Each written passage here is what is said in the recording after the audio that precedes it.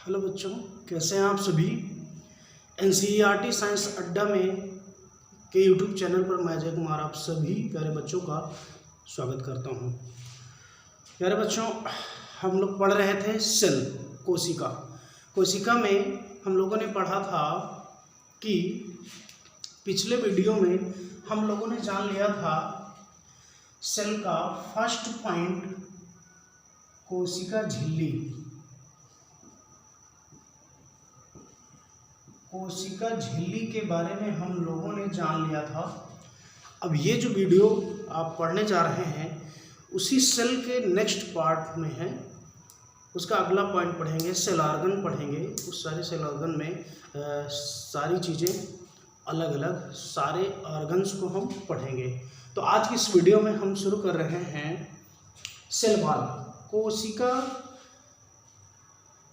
भित्ति क्या होती है, कोशिका भित्ति किसे कहा जाता है या किसकी बनी होती है, तो इसके बारे में आप सभी को पढ़ाया जाएगा। तो चलिए शुरू करते हैं। यहाँ पर सेकेंड पॉइंट डालेंगे हम लोग।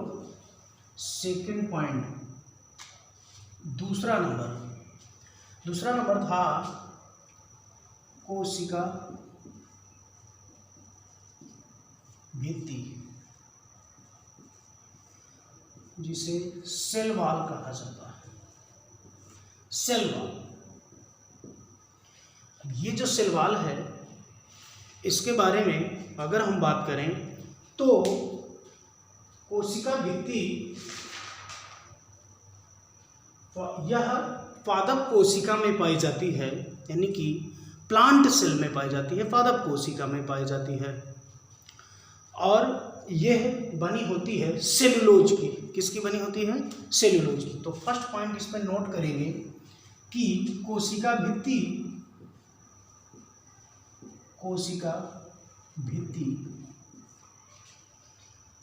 पादप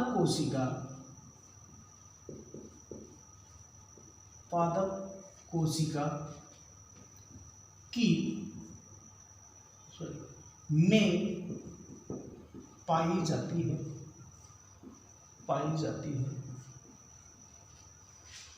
नेक्स्ट पॉइंट नंबर 2, तो बताएंगे कि कोशिका भित्ति किसकी बनी होती है। तो आप सभी बताएंगे कि कोशिका भित्ति या सेल वॉल, कोशिका भित्ति सेलुलोज की बनी होती है। किसकी बनी होती है? सेलुलोज की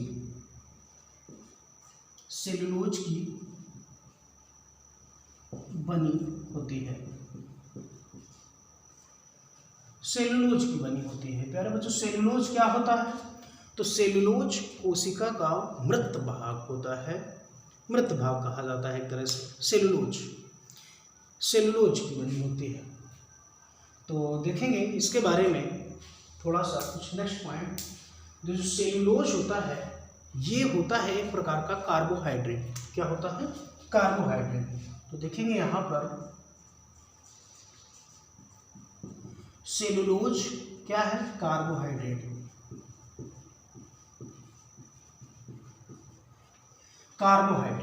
और कौन सा कार्बोहाइड्रेट?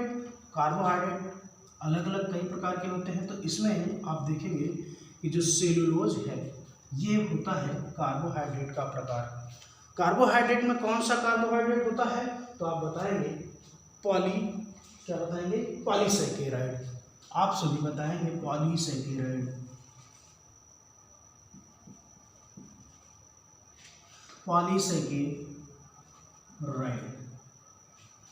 पॉलीसैकेराइड होता है, ये होगा सेलुलोज।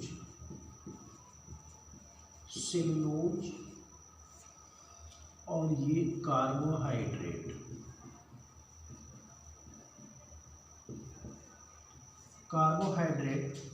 और यहाँ पर करेंगे पॉलीसैकेराइड।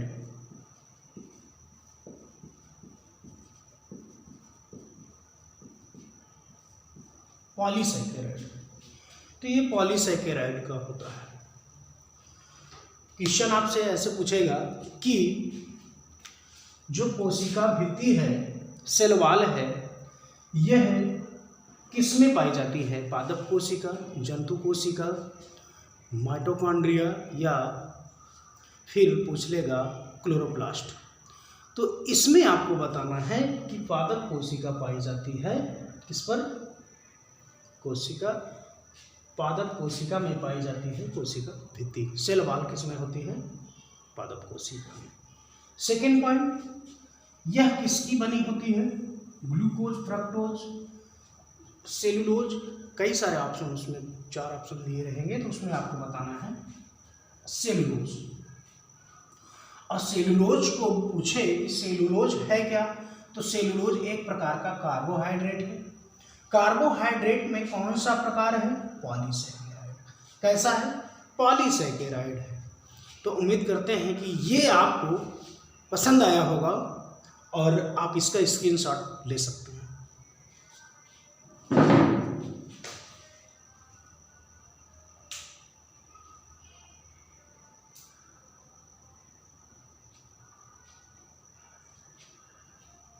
उम्मीद है प्यारे बच्चों कि आप सभी ने स्क्रीनशॉट कर लिया होगा। अब आगे हम बढ़ते हैं। अब हम बात करेंगे कि जो बैक्टीरिया होते हैं, बैक्टीरिया जीवाणुओं की कोशिका भित्ति किससे मिलकर के बनी होती है?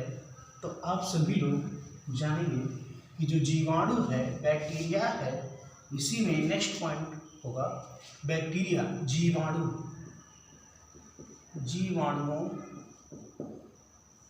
की कोशिका भित्ति, जीवाणुओं की कोशिका भित्ति किससे मिलकर के बनी होती है? तो आप सभी बताएंगे कि जीवाणुओं की कोशिका भित्ति म्यूकोपेप्टाइड व पेप्टाइडोग्लाइकॉन से मिलकर बनी होती है। किससे मिलकर के बनी होती है? म्यूकोपेप्टाइड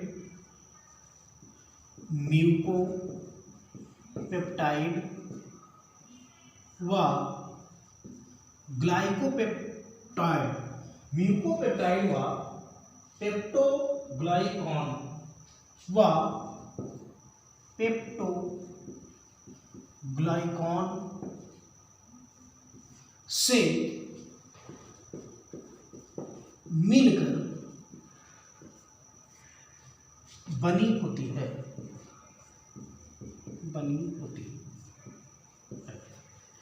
जीवाणुओं की कोशिका भित्ति म्यूकोपेप्टाइड व ग्लाइकॉन, पेप्टोग्लाइकॉन से मिलकर बनी होती है।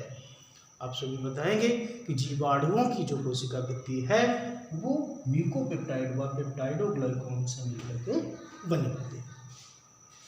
नेक्स्ट पॉइंट, अगर क्वेश्चन पूछता है कि शैवालों की कोशिका भित्ति किससे मिलकर के बनी होती है प्यारे बच्चों, तो आप सभी बताएंगे। नेक्स्ट पॉइंट, इसको डालेंगे पॉइंट नंबर 3 और यहाँ पे करेंगे पॉइंट नंबर 4। तो जो शैवाल हैं, शैवालों की कोशिका भित्ति पेक्टिन नामक पदार्थ से मिलकर बनी होती है। जो शैवाल होते हैं, शैवालों की कोशिका भित्ति पेक्टिन नामक पदार्थ से मिलकर के बनी होती है। पेक्टिन नामक पदार्थ, तो लिखेंगे शैवालों की कोशिका भित्ति, शैवालों की कोशिका भित्ति, शैवालों की कोशिका भित्ति पेक्टिन नामक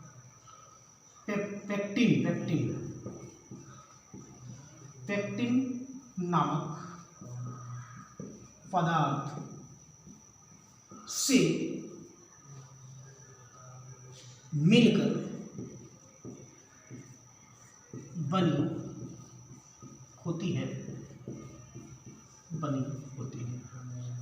शैवालों की कोशिका भित्ति कर लेंगे यहाँ पर।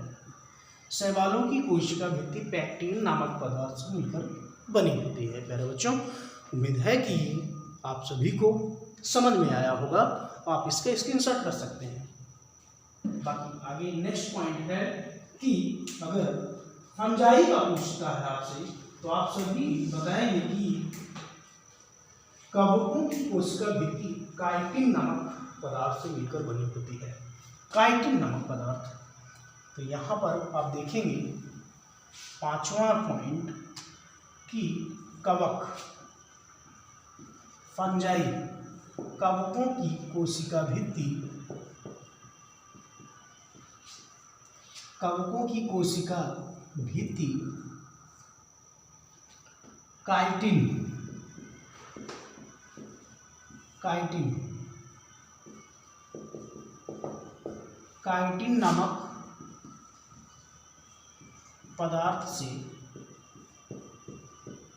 मिलकर बनी होती है।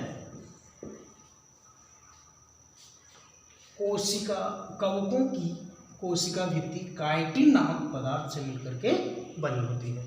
तो यहाँ पर हम जानेंगे कि काइटिन नामक पदार्थ से मिलकर के कवकों की कोशिका भित्ति बनी होती है। प्यारे बच्चों, ये पॉइंट यहाँ तक था। अब नेक्स्ट रीडिंग हम करेंगे या नेक्स्ट जो टॉपिक पढ़ेंगे हम माइटोकॉन्ड्रिया के बारे में पढ़ेंगे। हम सभी माइटोकॉन्ड्रिया के बारे में पढ़ेंगे। तो आप सभी लोग माइटोकॉन्ड्रिया रीडिंग करेंगे अपनी कॉपी पर और उसके बारे में कुछ जो जनरल अध्ययन है वो करेंगे और बताएंगे कि माइटोकॉन्ड्रिया क्या होता है, वह सेल के अंदर इस माइटोकॉन्ड्रिया का वर्क क्या होता है, ये करता क्या है, किस प्रकार से वर्क करता है सेल के अंदर माइटोकॉन्ड्रिया। तो आप सभी जानेंगे कि माइटोकॉन्ड्रिया कोशिका का पावर हाउस कहलाता है। प्यारे बच्चों, कोशिका का पावर हाउस कहा जाता है माइटोकॉन्ड्रिया को। ऐसा क्यों? क्योंकि यह रिस्पिरेशन करता है, श्वसन करता है, श्वसन की प्रक्रिया को पूर्ण करता है कोशिका के अंदर। तो कैसे करता है हम सभी यहाँ पर जानेंगे। तो आइए देखते हैं कि माइटोकॉन्ड्रिया के पहले इसका इतिहास जानेंगे। माइटोकॉन्ड्रिया,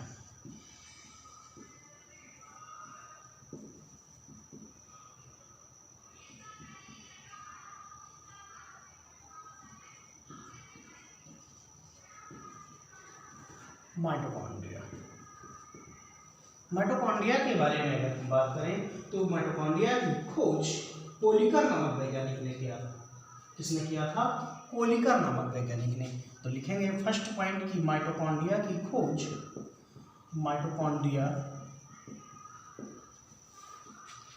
की खोज कोलिकर, कोलिकर नामक वैज्ञानिक ने किया था। कोलिकर नामक वैज्ञानिक ने किया था। बाद में सी बेंडा नामक वैज्ञानिक आए और सी बेंडा नामक वैज्ञानिक ने इसको माइटोकॉन्ड्रिया शब्द दिया। बाद में सी बेंडा नामक वैज्ञानिक, सी बेंडा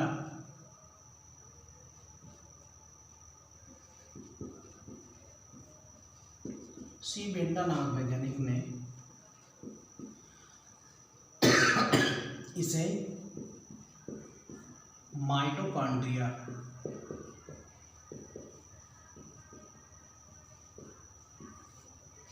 नाम दिया। माइटोकॉन्ड्रिया नाम दिया और माइटोकॉन्ड्रिया नाम दे करके उन्होंने बताया कि यह कोशिका का पावर हाउस कहलाता है। कैसे कोशिका का पावर हाउस कहलाता है? तो ये रिस्पिरेशन करता है। तो पहले हम इसका फिगर ड्रा करेंगे, उसके बाद इसके कैरेक्टर को पढ़ेंगे। तो देखते हैं यहाँ पर, उम्मीद करते हैं कि ये समझ में आया होगा आप सभी को। तो यहाँ पर माइटोकॉन्ड्रिया का हम फिगर ड्रा करेंगे प्यारे बच्चों। तो देखेंगे आप सभी लोग यहाँ पर, ये है माइटोकॉन्ड्रिया का कुछ इस प्रकार से स्ट्रक्चर। ये माइटोकॉन्ड्रिया का स्ट्रक्चर है और इसे आप सभी लोग मेरे साथ में बनाएंगे ताकि आप सभी को यह कंफर्टेबल रहे। तो देखेंगे बहुत ही आसान है।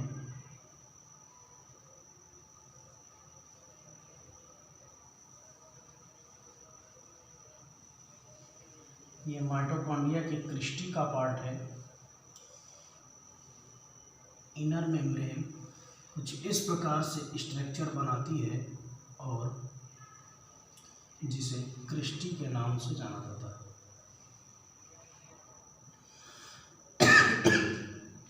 यहाँ पर इसका ये न्यूक्लियर मटेरियल होता है और ये वाला पार्ट क्रिस्टी कहलाता है। क्रिस्टी जहाँ से रेस्पिरेशन करता है, श्वसन की प्रक्रिया को पूर्ण करता है। ऐसा सभी में होता है, ये सभी क्रिस्टी ही हैं। उसके बाद आप देखेंगे कि इसमें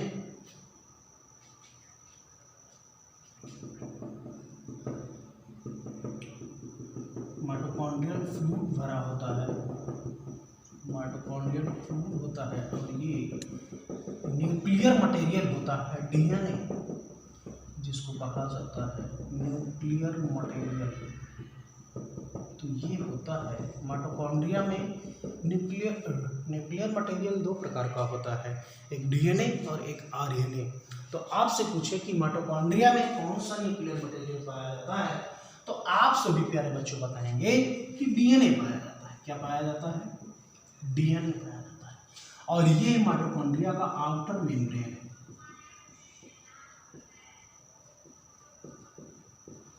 आउटर मेम्ब्रेन है ये, और इसको इनर मेम्ब्रेन कहेंगे।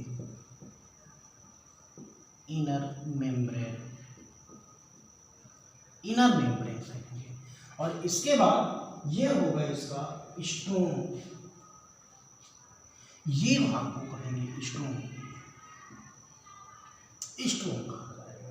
और उसके बाद ये होता है इसका ऑक्सीसोम, ये होगा इसका ऑक्सीसोम, ऑक्सीसोम,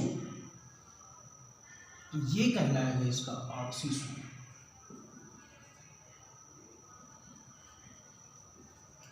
ये ऑक्सीसोम होगा इसका ऑक्सीसोम। उसके बाद और अगर इसमें हम बात करें प्यारे बच्चों तो हाँ, तो ये भाग कहलाएगा क्रिस्टी, ये वाला पार्ट कहलाएगा इसका क्रिस्टी।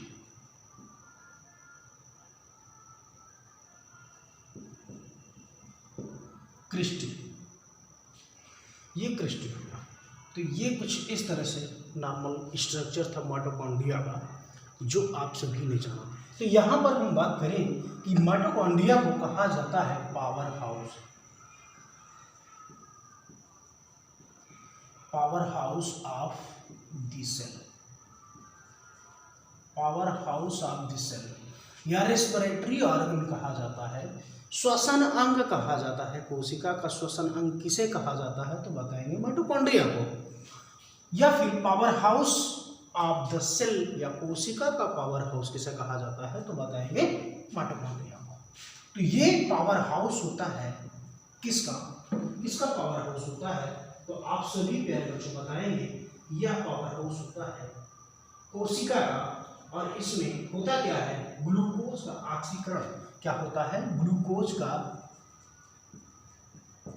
ग्लूकोज का क्या होता है, इसमें ऑक्सीकरण होता है, ग्लूकोज का ऑक्सीकरण होगा। इस माइटोकॉन्ड्रिया के अंदर ग्लूकोज का ऑक्सीकरण होता है। जब ग्लूकोज का ऑक्सीकरण होगा तो ये ग्लूकोज ऑक्सीकरण करके कन्वर्ट हो जाता है इसमें। तो आप सभी बताएंगे कि ऑक्सीजन में,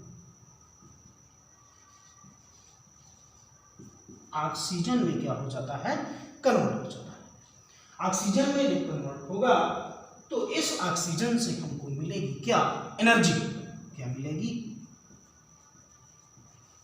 एनर्जी मिलेगी। और एनर्जी के साथ साथ वह एनर्जी क्या होगी, जो एनर्जी हमें प्राप्त हो रही है वह एनर्जी होगी एटीपी के रूप में। किस रूप में, एटीपी के रूप में। एटीपी बोले तो एडिनोसिन ट्राइफॉस्फेट, किस रूप में, एडिनोसिन ट्राइफॉस्फेट। एटीपी का फुल फॉर्म अगर पूछा जाए तो आप सभी बताएंगे एडिनोसिन ट्राइफॉस्फेट। तो power house of this cell mitochondria को पावर हाउस क्यों कहा गया, क्योंकि यह ग्लूकोज का ऑक्सीकरण करता है।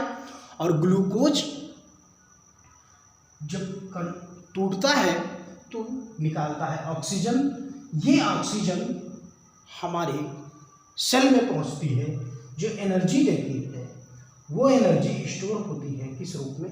एटीपी के रूप में वो एनर्जी स्टोर हो जाती है, जिसे कहा जाता है एडिनोसिन ट्राइफॉस्फेट। तो उम्मीद करता हूँ ये आप सभी को समझ में आया होगा प्यारे बच्चों। इसका हम रिएक्शन करेंगे, इसको हटाने के बाद आप सभी इसका स्क्रीनशॉट कर लें, सभी लोग स्क्रीनशॉट कर लें।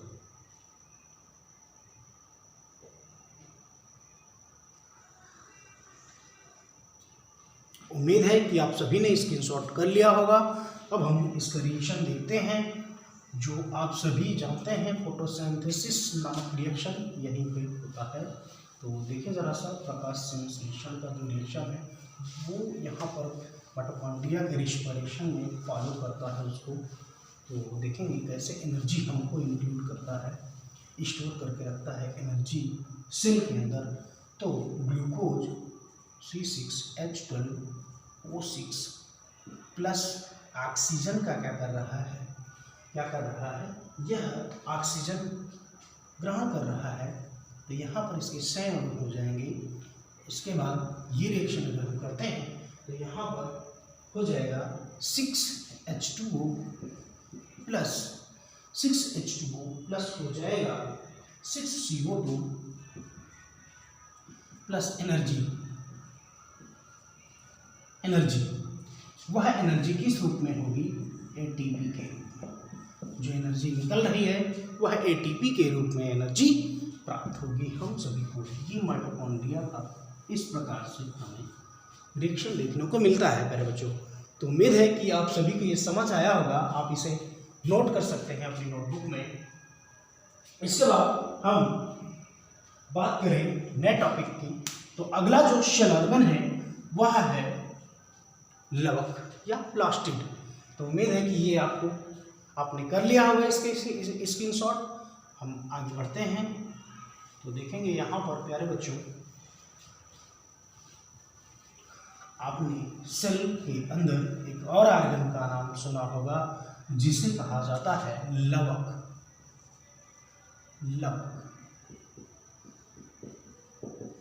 प्लास्टिड।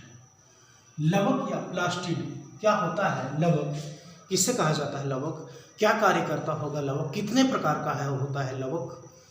तो ये सारी चीज़ें हम इसमें जानेंगे। तो आप देखेंगे कि जो लवक है, लवक की खोज हेकल नामक वैज्ञानिक ने किया था। यह कोशिका का सबसे बड़ा अंग माना जाता है।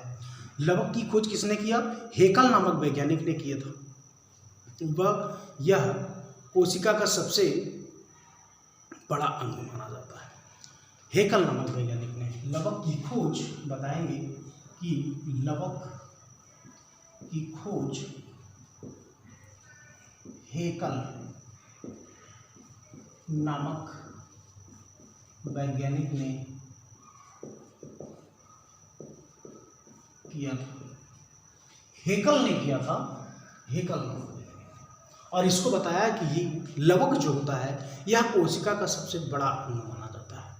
यह 3 प्रकार का होता है। 3 प्रकार का कौन कौन सा? तो आप सभी यहाँ पर जानेंगे कि लवक 3 प्रकार का होता है। कौन कौन सा? तो देखेंगे पहले बच्चों। यहाँ पर पहला नंबर जो है इसका लवक का अवर्णी लवक क्या होगा? अवर्णी लवक। दूसरा है वर्णी लवक। थर्ड नंबर होगा हरित लवक।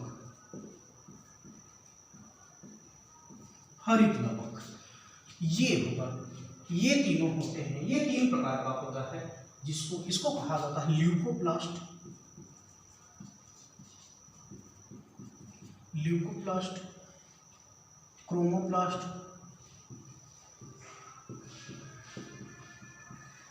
क्रोमोप्लास्ट और क्लोरोप्लास्ट।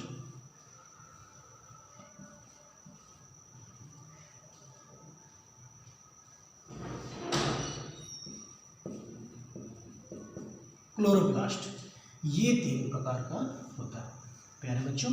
आप सभी इसको जानेंगे, समझेंगे कि लवक की खोज हेकल नामक वैज्ञानिक ने किया था। यह 3 प्रकार का होता है, अवर्णीय लवक, वर्णीय लवक और हरित लवक। ल्यूकोप्लास्ट, क्रोमोप्लास्ट, क्लोरोप्लास्ट, यह 3 प्रकार का होता है। अब यहाँ पर बात आती है कि ये जो अवर्णीय लवक है यह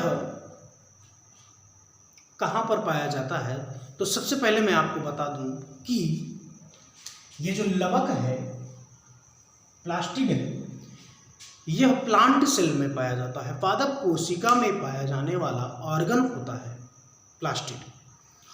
तो जब पादप सेल में यह पाया जाएगा तो हेकल नामक वैज्ञानिक ने प्लांट सेल में खोजा था प्लास्टिड को, लवक को, और उन्होंने बताया कि यह 3 प्रकार का होता है, अवर्णीय लवक, एक वर्णीय लवक और एक हरित लवक।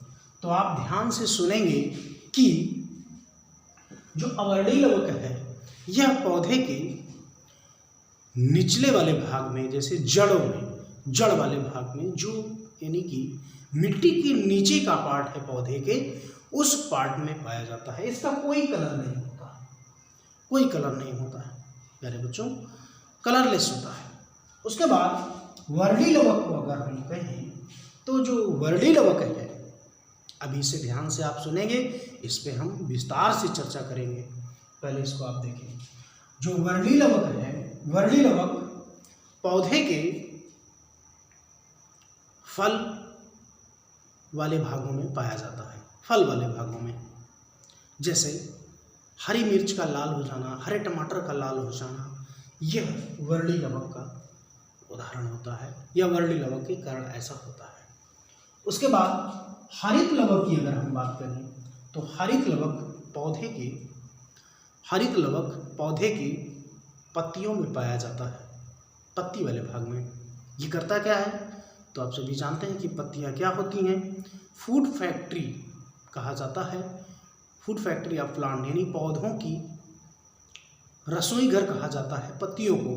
क्यों कहा जाता है, क्योंकि उन पत्तियों के अंदर होता है हरित लवक, और इस हरित लवक के अंदर एक पिगमेंट होता है, जिस पिगमेंट का नाम है क्लोरोफिल। उस क्लोरोफिल के माध्यम से पौधे की जो पत्तियां हैं वो स्वयं अपना भोजन बनाने का काम करती हैं, जिससे पौधे को न्यूट्रिशन मिलता है। तो ये रहा इन सभी के बारे में छोटी छोटी कुछ नॉलेज। जब इनको नेक्स्ट वीडियो में हम लेकर के आएंगे, आप सभी को विस्तार से इन सब के बारे में बाई हेडिंग, बाई फिगर, इन सभी को हम पढ़ेंगे और जानेंगे कि पौधे के किस भाग में कहाँ कहाँ पर अवर्णीय लवक होता है, कहाँ पर वर्णीय लवक होता है, कहाँ पर हरित लवक होता है, कैसे वर्क करता है। ये सारी चीज़ें हम आपको नेक्स्ट वीडियो में पढ़ाएंगे। अगर हमारा वीडियो आप सभी को पसंद आता है तो इसे लाइक करें, शेयर करें और ज़्यादा से ज़्यादा अपने मित्रों के साथ इसे ऐड करें, जोड़ें, ताकि हम आप सभी को इसी तरह अच्छे से क्लास दे सकें। और इस वीडियो को शेयर ज़रूर करें प्यारे बच्चों, शेयर करें। बहुत बहुत धन्यवाद। जय हिंद, जय भारत।